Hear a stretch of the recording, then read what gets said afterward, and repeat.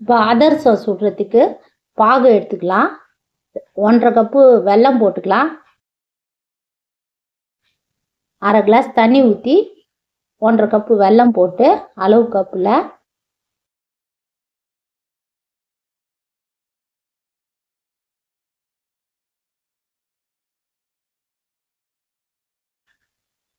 பாகு வந்துச்சான்னு தண்ணியில் ஊற்றி பார்க்கணும். தொட்டு பார்த்தா இப்படி வரணும், மிட்டாயாட்டம் வந்துடுச்சு. ஸ்டவ் ஆஃப் பண்ணிக்கலாம். இதில் கப்பு மாவு போட்டுக்கலாம். 1 கப்பு. இன்னொரு கப்பு மாவு போட்டுக்கலாம். அந்த மாவு பச்சை அரிசி ஊற வச்சு அரைச்சி காய வச்சு அரைச்சி எடுத்துன்னு வச்சுக்கணும். ஜெலிச்சு 3 கப்பு மாவு போட்டுக்கணும். ஜெலிச்சு தான் வச்சுக்கணும். சுக்கு ஏலக்காய் போட்டுக்கணும். அரைச்சி வச்சுக்கிறோம். சுக்கும் ஏலக்காவும் மாவில் போட்டு கலரிக்கலாம். இப்போ பாகு ஊற்றிக்கலாம். ஊற்றிக்கின்னு மாவை ஊற்றிக்கின்னு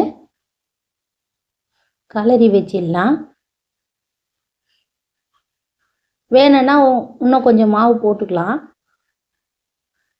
கலரிட்டு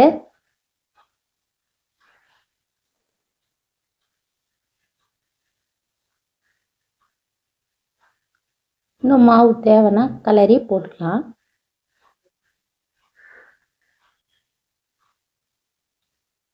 இப்போ ஒரு பதத்துக்கு வந்துச்சு மாவு.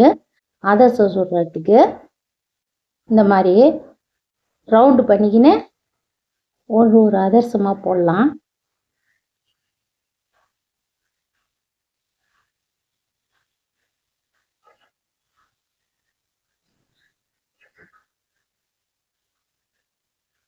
இந்த மாதிரி ரவுண்டு பண்ணிக்கின்னு கவரில் வச்சு இப்படி ஒரு கப்பு ஒன்று வச்சு அதில் தட்டினமாக ரவுண்டாக வரும் ஷேப்பாக.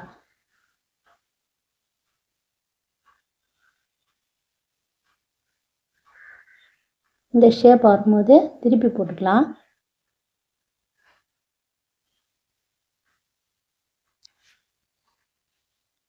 இந்த மாதிரி ரவுண்டாக இருந்தோடனே எடுத்து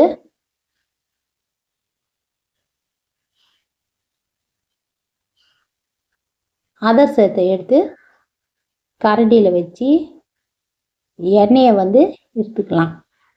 இந்த மாதிரி ஒன்று ஒன்றா எடுத்து மீடியம் தீயில் தான் வைக்கணும்.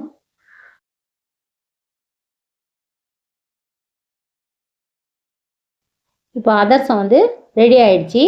ஈஸியான மெத்தடில் செய்துட்டோம்.